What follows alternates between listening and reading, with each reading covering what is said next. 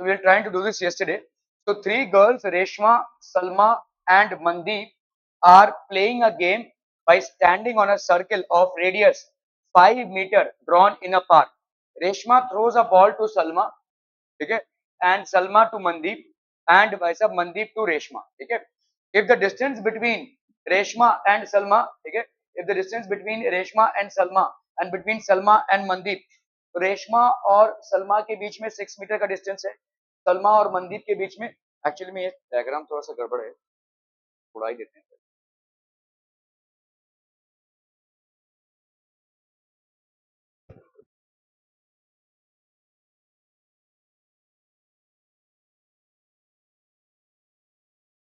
तो let's say this is basically the diagram. Okay. और actually में वो के आगे नहीं जाएगा.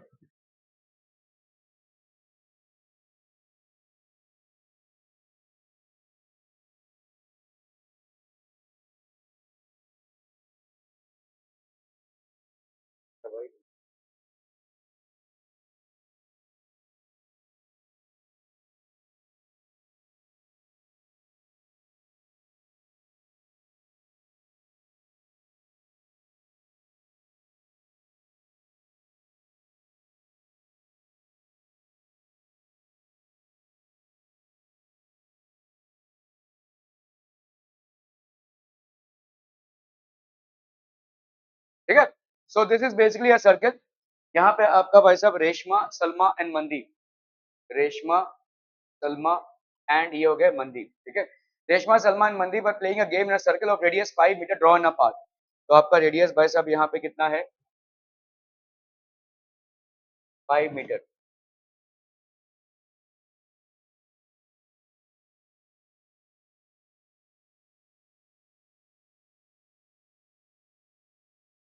ये हो गया 5 मीटर.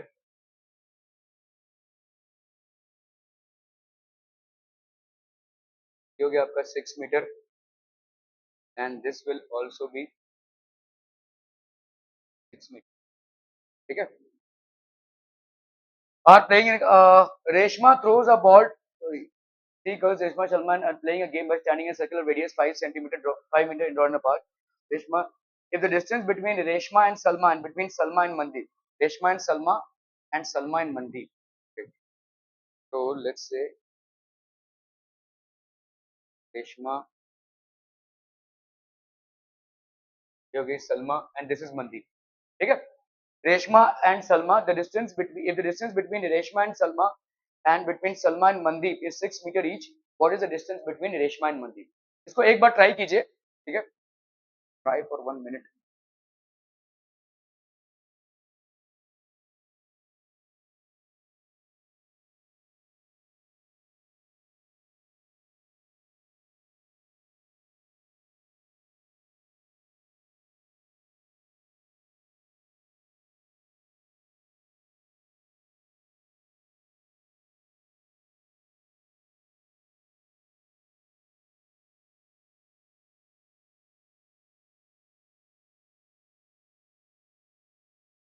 ओके. सो यहाँ पे अपने को करना क्या है, देखो. लेट्स से अगर हमने यहाँ पे एक परपेंडिकुलर ड्रॉप कर दिया. ठीक है. ये एक परपेंडिकुलर है. लेट्स से इसका वैल्यू है x. ठीक है. तो कंस्ट्रक्शन में आप बोल दो भाई साहब, कंस्ट्रक्शन, ये हो गया construction drop perpendicular, drop perpendicular S X to R M. ठीक है. S X to R M. ठीक है. ओके. अभी आपने भाई साहब यहाँ पे परपेंडिकुलर ड्रॉप किया है. ठीक है. और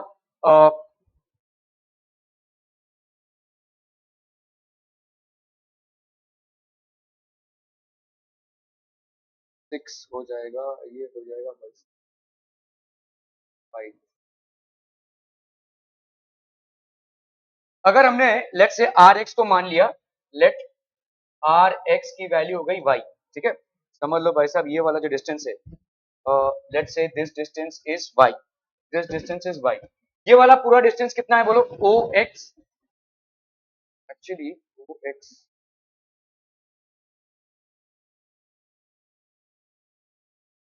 अच्छा, अगर मैं बोलूं कि यहाँ पे परपेंडिकुलर, अगर मैंने ओ एस को ज्वाइन किया, ऐसा ले लेते हैं, अगर मैंने इसको ड्रॉप नहीं बोला, लेट्स अगर मैंने ओ एक्स को ज्वाइन किया कंस्ट्रक्शन में ज्वाइन हमने ओ एस और let's say R S and S M, ये सब हमने ज्वाइन कर दिया, ठीक है। अभी ध्यान से देखो, ये जो ट्राइंगल बन रहा है ओ एस जो आपने ज्वाइन किया हुआ है, ज्वाइन ओ एस बेसिकली आपके आर एम को O S intersects R M at X, समझ में आ रहा है भाई साहब, ये एक्स पे इंटरसेक्ट कर रहा है, ठीक है। मैं अगर बोलूं ये वाला आपका परपेंडिकुलर है, इसको प्रूव कर पाएंगे? बहुत सोए हुए हैं आप, अभी एकदम मस्त नींद मारकर आए हैं, ठीक है। ओके, ये वाला आपका परपेंडिकुलर है आर एम पे, प्रूव कर पाएंगे? R X is basically perpendicular. अरे इजी है भाई साहब, जल्दी जल्दी फटाफट। देखो यहां पे तुम्हारा क्या है, दिस, ये वाला ट्राइंगल देखो और ये वाला ट्राइंगल, क्या ये दोनों कॉन्ग्रुएंट प्रूव कर सकते हैं? देखो ये और ये बराबर 6 मीटर ईच, और ये वाला भाई साहब बराबर आपका, ठीक है, दिस इज बेसिकली इक्वल। और बोलो भाई साहब, और क्या इक्वल हो जाएगा? नहीं, परपेंडिकुलर नहीं रहा है, हमने हमने यहाँ पे ओ एक्स को ज्वाइन किया हुआ है, और क्या बराबर हो जाएगा? Anything else?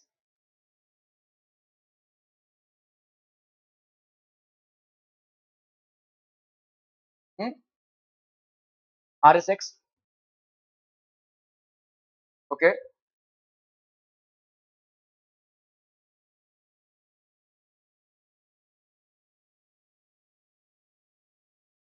ऐसे नहीं प्रूव कर पाओगे, लेट्स से अगर हमने यहाँ पे परपेंडिकुलर ड्रॉ किया, ये परपेंडिकुलर है और ये परपेंडिकुलर है, अगर ऐसे परपेंडिकुलर में ड्रॉ किया, ठीक है, तो लेट्स से ये हो गया आपका, और क्या नाम दे भाई साहब, एल, और ये हो गया एम, ठीक है।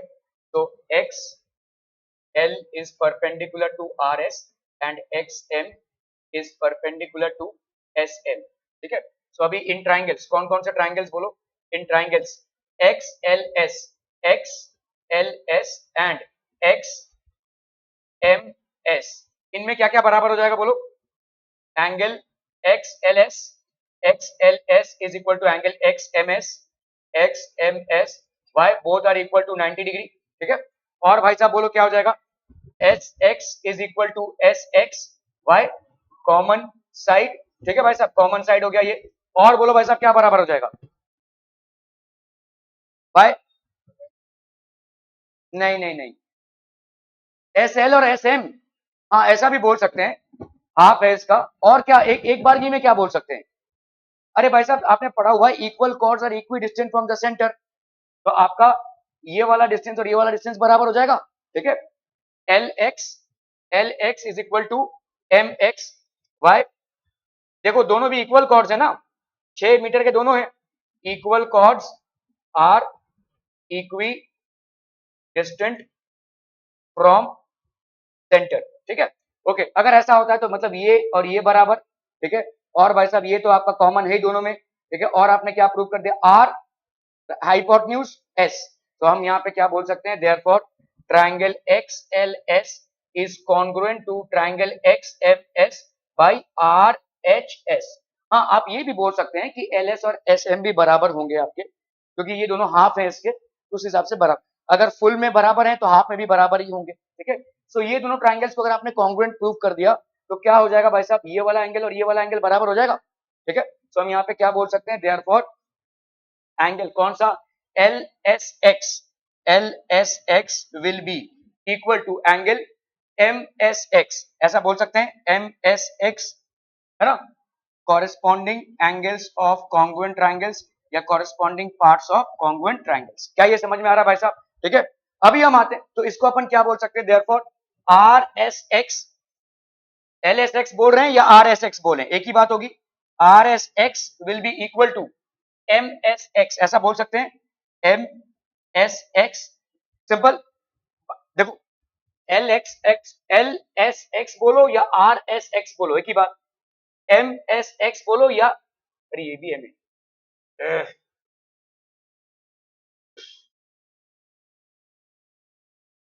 इसको इसको अपन नाम देते हैं भाई साहब एन, तो जहां भी है यहाँ पे भाई साहब x L S X L S, यहाँ पे एक्स एन होगा, यहाँ पे भी भाई साहब आपका एन हो जाएगा, और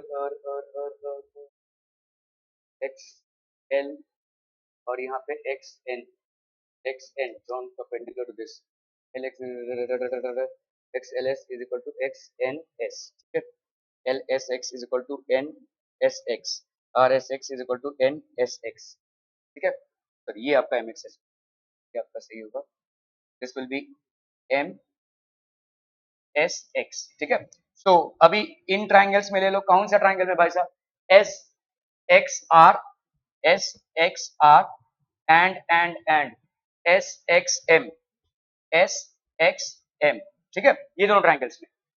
तो आप भाई साहब पहले ही बोल चुके हो R S X angle, R S X is equal to angle M S X, यहाँ पे आपका है ऑलरेडी प्रूफ, है ना भाई साहब। और बोलो भाई साहब S X will be equal to S X Y, common side. और बोलो ना भाई साहब R S is equal to, R S is equal to M S, M S ये भाई साहब आपका गिवन दिया हुआ है ना, समझ में आ रहा है भाई साहब ये, ठीक है।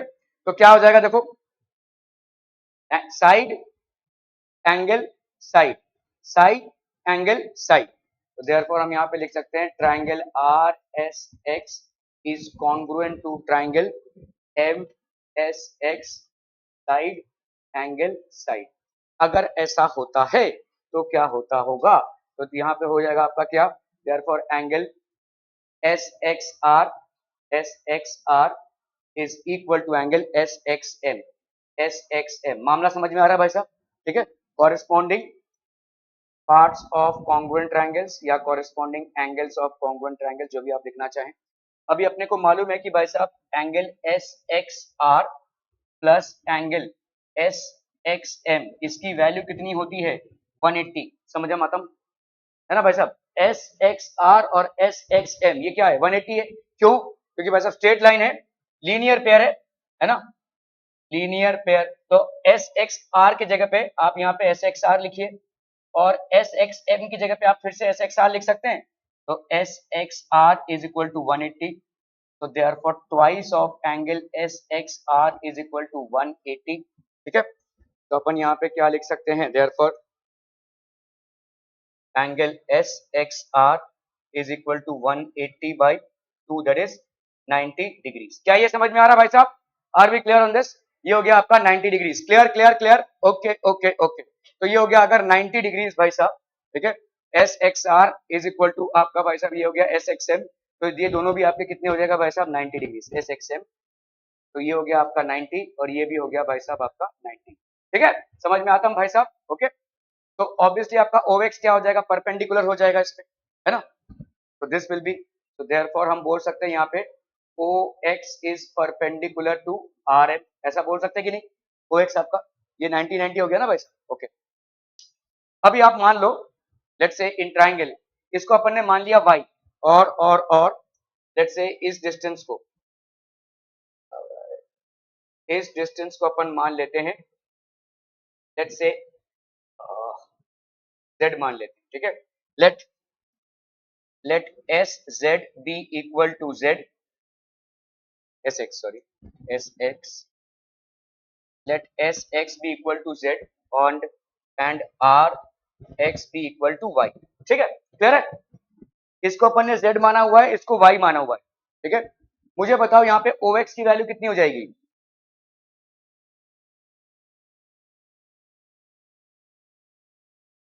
नहीं, देखो आपका रेडियस दिया हुआ है ना, यहाँ पे कितना है radius of the circle is, तो मतलब आपका ओ एस का वैल्यू कितना होगा 5, 5 माइनस जेड हो जाएगा, ये समझ में आ रहा है ये, ठीक है। सो ये वाला आपका जो पोर्शन है this will B how much 5 minus Z, ठीक है, ओके। चलिए भाई साहब इसको करते हैं अभी हम, तो यहाँ पे अगर हमने इसको ज्वाइन कर दिया, ठीक है, if we happen to join this, तो यहाँ पे इन कौन सा ट्राइंगल भाई साहब, इन ट्राइंगल कौन सा S X R, S X R, ठीक है, पाइथागोरस थ्योरम अप्लाई कीजिए, ठीक है, अप्लाइंग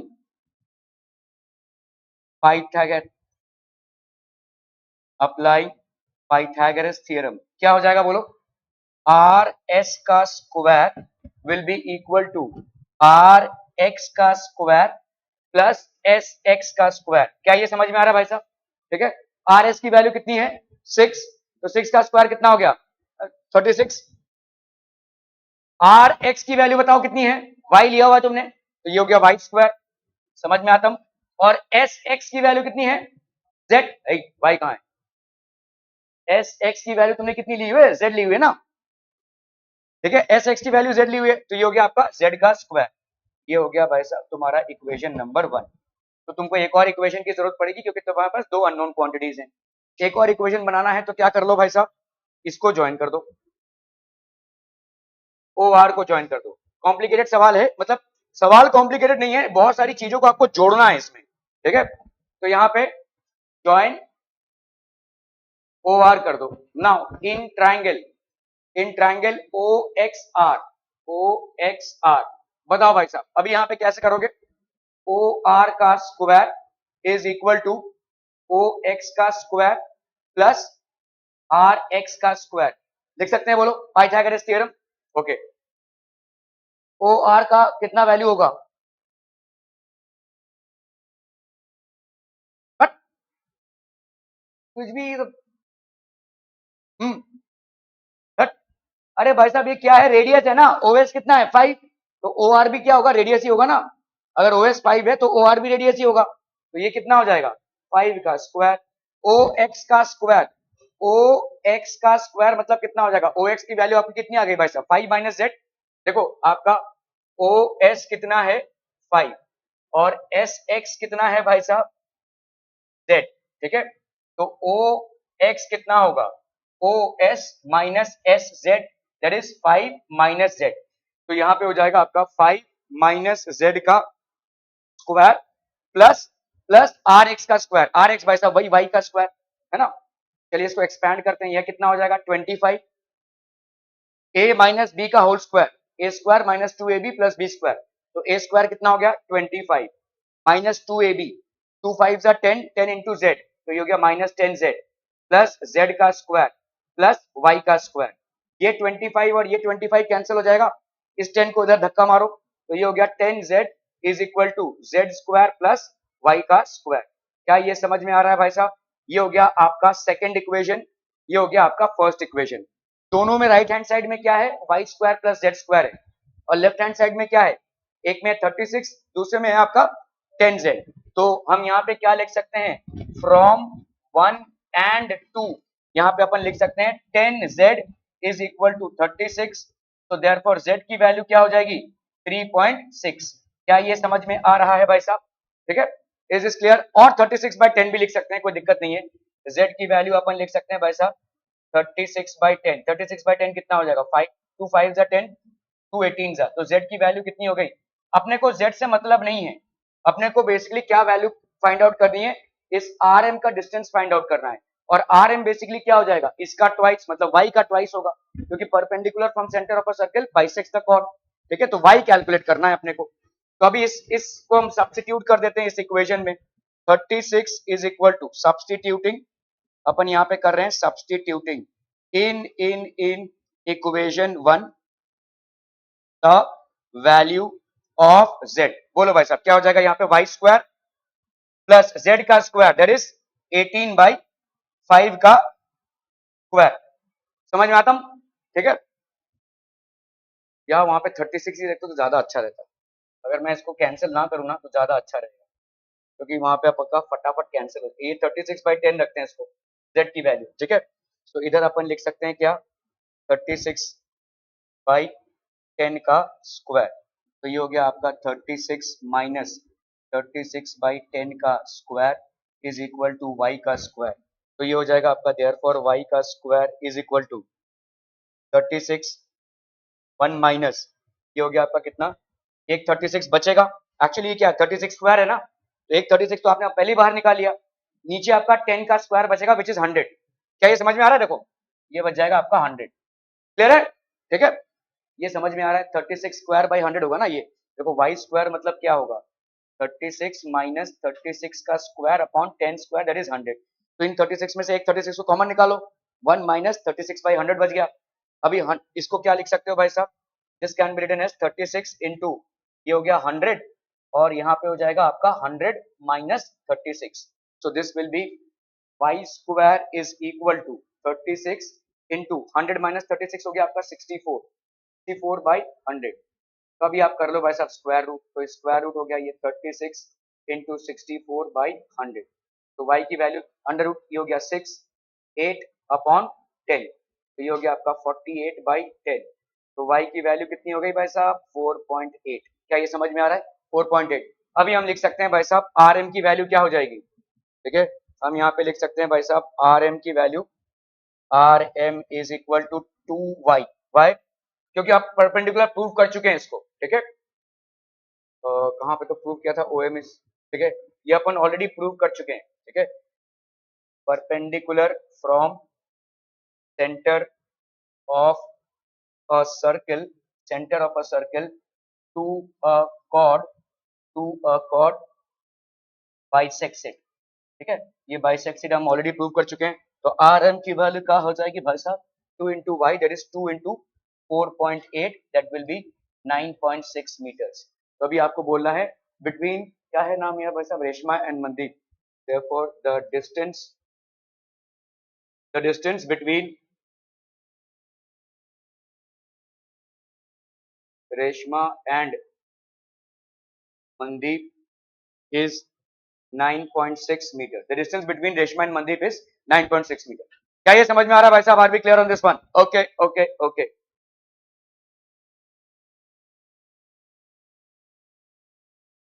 हो गए थे भाई साहब. चलिए भाई साहब ये वाला सवाल करना है फटाफट. Length of a chord of a circle is 24 centimeter. If the distance of the chord from the center is 5 centimeter, then the radius of the circle. Easy सवाल है, फटाफट होना चाहिए. यहाँ पे देखो आपको एक सर्कल दिया हुआ है. Length of a cord of a circle is 24 centimetre. तो आप यहाँ पे मान लीजिए भाई साहब ये length of a chord of a circle that is AB. This AB is how much?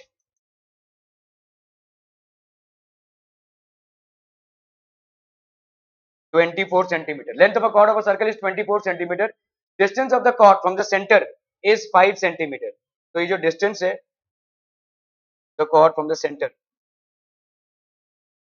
OX, this is how much? 5 centimeter.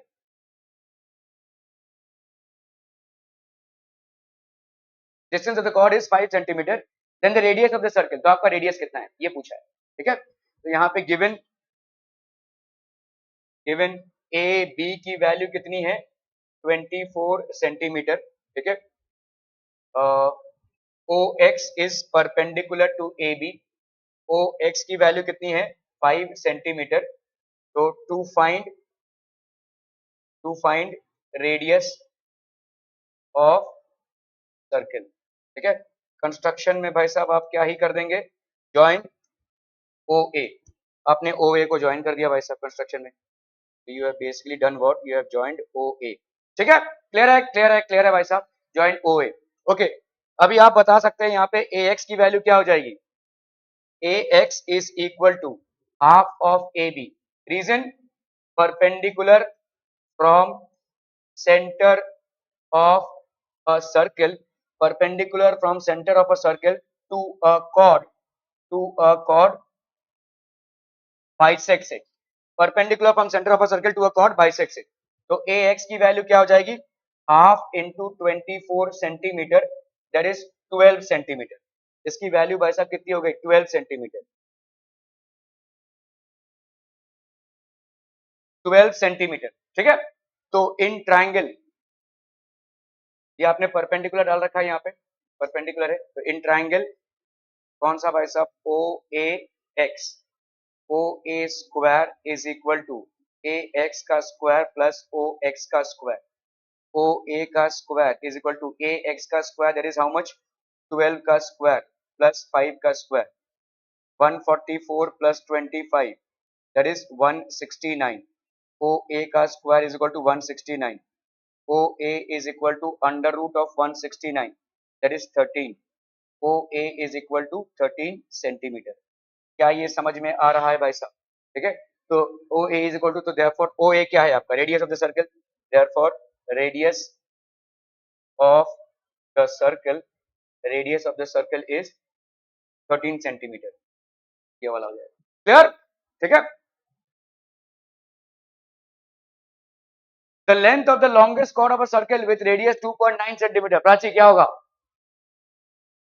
Ruby क्या होगा? ये भाई साहब लिखित, मतलब इसमें कोई कैलकुलेशन भी नहीं करना है. लॉन्गेस्ट कॉर्ड कौन सा होता है सर्कल में? डायमीटर. और डायमीटर रेडियस का ट्वाइस होता है भाई साहब. ठीक है. तो यहाँ पे क्या हो जाएगा? longest chord is basically longest chord of a circle is its diameter. Longest chord of a circle is its diameter. So therefore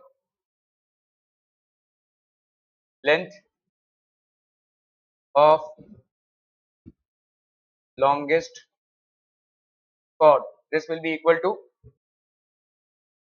diameter will be equal to twice of radius, 2 into 2.9, that is 5.8 centimeter.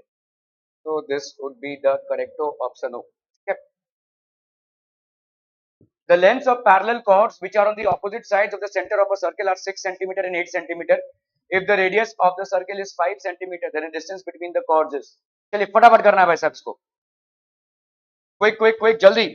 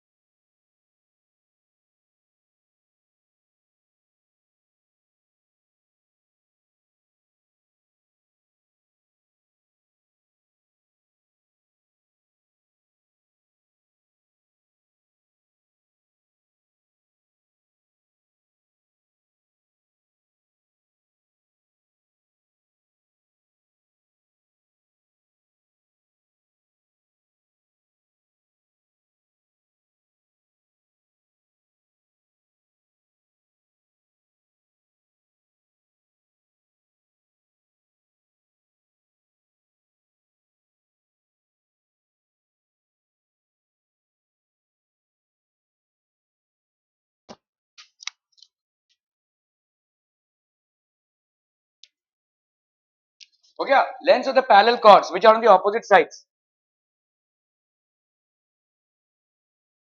तो ये भाई साहब आपके दो parallel chords हैं. जल्दी जल्दी करना है भाई साहब, सवाल निपटाना फटाफट.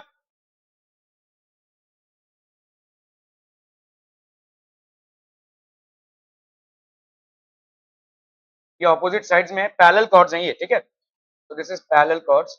एक का लेंथ है भाई साहब लेट्स से CD है, ये है आपका 8 सेंटीमीटर का. ठीक है. और ये है भाई साहब आपका 6 सेंटीमीटर का. ये आपका सेंटर है. सेंटर के ये ज्यादा करीब होगा. जितने आप सेंटर के करीब जाते जाएंगे कॉर्ड का लेंथ बढ़ता जाएगा. और फाइनली जो सेंटर से पास करेगा वो ग्रेटेस्ट लेंथ कॉर्ड होगा, वो डायमीटर होगा. ठीक है. ओके. सो अभी आपको क्या फाइंड आउट करना है? Distance between the chords. इन कॉर्ड्स के बीच में डिस्टेंस. तो अपन क्या करेंगे भाई साहब, यहाँ पे यहाँ से एक परपेंडिकुलर डाला और यहाँ पे एक परपेंडिकुलर डाला. ठीक है. ये वाला एक परपेंडिकुलर और ये वाला एक परपेंडिकुलर. तो ये OX और ये हो गया OM. ठीक है. Drop perpendiculars OX and OM. OX आपने डाल रखा है to CD and AB, to CD and AB. ठीक है नहीं? ठीक है. अभी देखो यहाँ पे ये 90 होगा तो ये भी 90 होगा. क्यों नहीं? एक्चुअली में ये आपके कौन से एंगल्स हो गए? को इंटीरियर एंगल्स हो गए. तो आप यहाँ पे बोल सकते हैं therefore MOX is equal to 180 degree. By because आपका एंगल BMO या आप ऐसा कर लो भाई साहब, यहाँ पे आप बोलो कि अगर हमने ऐसा ले लिया, देखो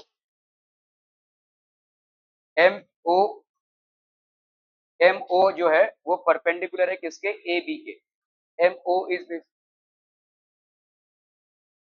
क्या गेम है भाई साहब, अपने को पीटते रहो पैसा मांगते रहो। एम ओ जो है आपका क्या है, परपेंडिकुलर टू ए बी है। M O is perpendicular to A B. जा जा जा उनके साथ हो ले भाई साहब, पीटते हुए चले जाते रहे। M O is perpendicular to A B, ठीक है। इसी को हमने भाई साहब एक्सटेंड कर दिया, extend M O to X in C D. समझ में आ रहा है भाई साहब ये, ठीक है। तो मतलब आपने इसको परपेंडिकुलर नहीं लिया है, आपने इसको परपेंडिकुलर नहीं लिया है, आपने इसको एक्सटेंड किया। ये एमओ आपने परपेंडिकुलर लिया हुआ है, इसको आपने एक्सटेंड कर दिया है। अभी आप यहाँ पे ये बोल सकते हैं कि यही आप पे परपेंडिकुलर हो जाएगा। क्यों ना, यहाँ पे angle B O B M O plus angle D X O plus angle D X O, ये क्या हो जाएगा 180 बाय, देखो ये पैरेलल लाइंस है ना भाई साहब, ये पैरेलल लाइंस है, और पैरेलल लाइंस में ये दोनों एंगल्स क्या होंगे, को इंटीरियर एंगल्स, ठीक है। Why, because co interior angles are supplementary, co interior angles are supplementary. तो बी एम ओ ये तो है ही आपका 90 degree by construction, D X O हमको नहीं मालूम, ठीक है। तो ये हो गया आपका 180। तो देयरफॉर डी एक्स ओ की वैल्यू कितनी हो जाएगी, 180 माइनस 90 दैट इज 90 डिग्री। ये वाला भाई साहब आपका कितना हो गया, ये वाला बाय डिफॉल्ट आपका 90 हो गया, ठीक है। ओके, अभी आप ज्वाइन कर लो भाई साहब यहाँ पे कंस्ट्रक्शन में, इसके साथ इसको ज्वाइन कर लो, इसके साथ इसको ज्वाइन कर लो, ठीक है। तो in construction, construction join O B, join O B and O D, ठीक है। सो इन ट्राइंगल, इन ट्राइंगल कौन सा भाई साहब, O B M, O B M, O B की वैल्यू कितनी हो गई भाई साहब, रेडियस है सर्कल, ये तो 5 मीटर का होगा ये, ठीक है। ये 5 सेंटीमीटर का होगा, ये भी 5 सेंटीमीटर का होगा। तो O B is equal to 5 centimetre. मुझे बताओ यहाँ पे एम बी की वैल्यू कितनी हो जाएगी, M B will be equal to half of A B. Reason reason reason, perpendicular from centre of a circle, centre of a circle to a chord, to a chord bisects it, perpendicular from center of a circle to a chord bisects it, ठीक है भाई साहब, clear है, okay. तो आपका भाई साहब M B का वैल्यू कितना हो जाएगा, दिस विल बी 3 सेंटीमीटर। तो ये हो गया 5 और ये हो गया 3। तो देयरफॉर ओ एम का square can be written as O B का स्क्वायर माइनस एम बी का स्क्वायर, ठीक है। ओ बी का स्क्वायर मतलब 5 का स्क्वायर माइनस एम बी का स्क्वायर दैट इज 3 का square, so that is 25 minus 9 that is 16 centimetre का square. So therefore O M की वैल्यू कितनी हो जाएगी, अंडर रूट ऑफ 16 सेंटीमीटर का स्क्वायर दैट इज 4 सेंटीमीटर। तो इसकी वैल्यू हो गई भाई साहब 4 सेंटीमीटर, ठीक है। अभी हम आते हैं भाई साहब कौन से ट्राइंगल में, in triangle O X D, in triangle O X D. यहाँ पे आपका भाई साहब ओ एक्स का square will be equal to O D का स्क्वायर माइनस एक्स डी का स्क्वायर। ओ डी का स्क्वायर मतलब हो गया आपका 5 का स्क्वायर माइनस एक्स डी का स्क्वायर। अभी बताइए आपका एक्स डी का वैल्यू कितना हो जाएगा, X D will be equal to half of C D. फिर से वही थियरम लिखने की जरूरत नहीं है, अगर आपने एक बार लिख लिया है तो ये थियरम ऑलरेडी आपने मेंशन किया हुआ है, तो you don't need to write the theorem once again, ठीक है। यहाँ पे हो गया half into 8 that will be 4 centimetre, ठीक है। तो ये हो गया आपका 4 का स्क्वायर, तो ये हो गया आपका 25 माइनस 16 दैट इज 9 सेंटीमीटर का स्क्वायर। सो देयरफॉर आपका ओ एक्स का वैल्यू क्या हो जाएगा, अंडर रूट ऑफ 9 सेंटीमीटर का स्क्वायर दैट इज 3 सेंटीमीटर, ठीक है। ओ एक्स की वैल्यू हो गई भाई साहब 3 सेंटीमीटर। तो बताइए ये हो गया 3 centimetre distance between the two chords, therefore distance between the two chords is equal to mx and that is equal to 4 centimeter plus 3 centimeter that is 7 centimeter। क्या ये समझ में आ रहा है भाई साहब, आर बी क्लियर, ओके। चलिए भाई साहब इसको करना है। In the figure 6.19 C is the centre of the circle, Q T आपका क्या है, डायमीटर है, ठीक है। सी टी की वैल्यू कितनी है, तो यहाँ पे आपका सी टी का वैल्यू दिया हुआ है ये सी टी का वैल्यू, ये सी टी है, और फिर क्या दिया हुआ है भाई साहब आपको, सी पी दिया हुआ है, सी पी। सी टी की वैल्यू कितनी दी हुई है भाई साहब, सी टी की वैल्यू दी हुई है 13, और सी पी की वैल्यू कितनी दी हुई है 5। Length of chord R S का लेंथ का कॉर्ड आपको निकालना है, ठीक है। कैसे करेंगे भाई साहब, फटाफट बताइए।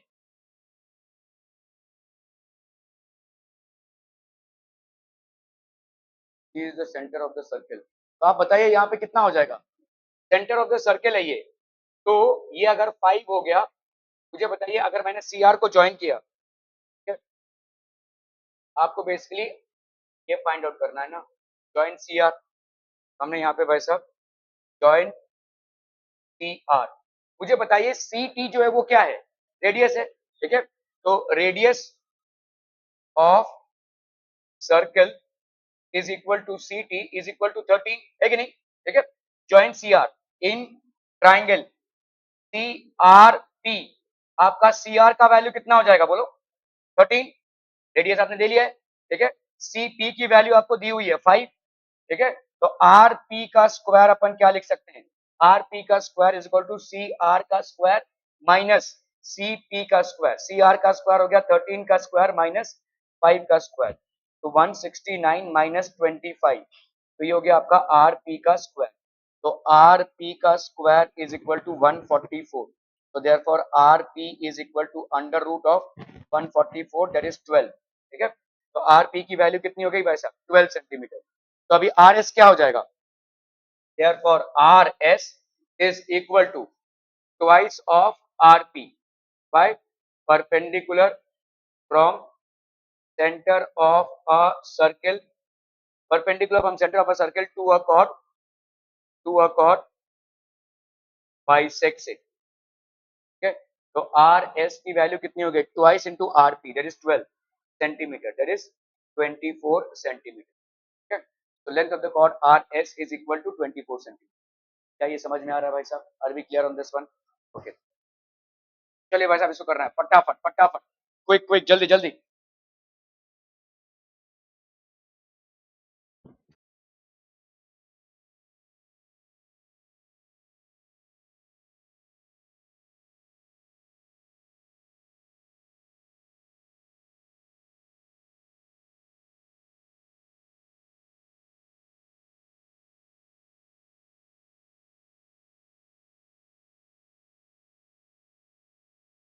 देखो यहाँ पे क्या दिया हुआ है, P is the centre of the circle, chord AB and chord CD, chord AB and chord CD intersect on the diameter at the point P। तो आपको यहाँ पे ये दोनों एंगल्स बराबर दिए हुए, कौन से, एंगल AEP और एंगल DEP, ये दोनों बराबर दिए हुए, ठीक है। अभी आपको प्रूव करना है AB और CD एज अ chord बराबर है, ऐसे क्या करेंगे भाई साहब, हाँ, एनीवन एनीवन भाई साहब क्या करेंगे, यहाँ पे कंस्ट्रक्शन करो, यहाँ पे कंस्ट्रक्शन भाई साहब, यहाँ पे, यहाँ से एक परपेंडिकुलर डाल दो इधर, ठीक है, और इधर से एक परपेंडिकुलर डाल दो इधर, ठीक है। सो लेट्स से ये परपेंडिकुलर डाला आपने पी एक्स और ये परपेंडिकुलर डाला आपने पी वाई, ठीक है। तो यहाँ पे लिख दो भाई साहब कंस्ट्रक्शन में drop perpendiculars P X to C D and P Y to A B, ठीक है, क्लियर है। नाउ अभी हम आते हैं भाई साहब इन ट्राइंगल्स, कौन से ट्राइंगल्स भाई साहब, P E X, P E X and P E Y, तो आपका भाई साहब यहाँ पे angle P E X is equal to angle P E Y, why because दिया हुआ है यहाँ पे आपको, देखो angle D E P, angle D E P is equal to angle A E P, ये दिया हुआ है भाई साहब, ठीक है, गिवन है भाई साहब ये कंडीशन। अभी आप भाई साहब डीईपी लिखो या एक्सईपी लिखो, एक ही बात होगी ना, पी एक्स, ठीक है। आप भाई साहब यहाँ पे एईपी लिखो या वाईईपी लिखो, लिख दो भाई साहब, यहाँ कंफ्यूजन ना हो। तो अपन डीईपी, तो डीईपी की जगह पे अपन क्या लिख सकते हैं, एक्सईपी, एक्सईपी इज इक्वल टू वाईईपी, ठीक है, वाईईपी, ये दोनों बराबर हो गया भाई साहब। और क्या है, angle PXE, angle PXE is equal to angle P Y E by both are 90 degree by construction दोनों भी क्या है भाई साहब आपके 90 डिग्री है। और क्या हो जाएगा बोलो, P E is equal to P E, ये हो गया आपका कॉमन साइड, है ना, कॉमन साइड हो गया भाई साहब ये। तो हम यहाँ पे क्या बोल सकते हैं, therefore triangle PEX is congruent to triangle PEY।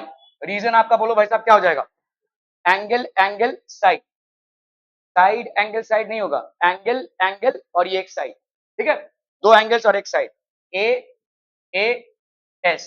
Clear हम बच्चा बाड़ी, ठीक है। अगर ऐसा है तो अपन क्या बोल सकते हैं, देयरफॉर अपन यहाँ पे बोल सकते हैं X P is congruent to Y P, है ना, एक्स पी और वाई पी बराबर हो जाएंगे। Corresponding parts of congruent triangles, corresponding sides of congruent triangles, ठीक है। तो अगर ऐसा होता है तो अपन क्या बोल सकते हैं, देयरफॉर एक्स पी के लिए हम बोलेंगे C D is equal to A B. क्यों क्यों ऐसा, सी डी और ए बी क्यों बराबर हो जाएगा, नहीं नहीं नहीं, हाफ नहीं, नहीं नहीं, क्या थ्योरम से बराबर हो जाएंगे ये दोनों, मैं बोल रहा हूं ये वाला और ये वाला बराबर है तो ए बी और सी डी भी बराबर हो जाएगा। क्यों, equal, equal chords are equidistant from the centre, उल्टा लिख दोगे आप यहाँ पे, equidistant chords, equidistant chords from centre, equidistant chords from centre are equal in length.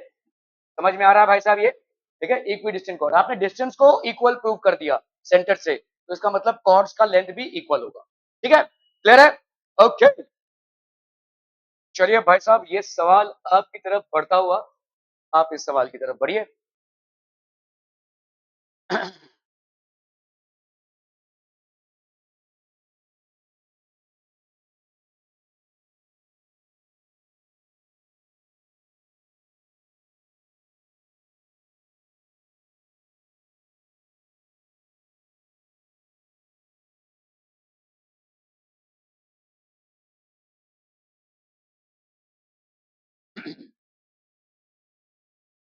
CD भाई साहब हो गया आपका diameter with centre O, diameter CD is perpendicular to chord AB, ये आपका भाई साहब diameter is perpendicular to chord AB at a point E, show that triangle ABC is an isosceles triangle.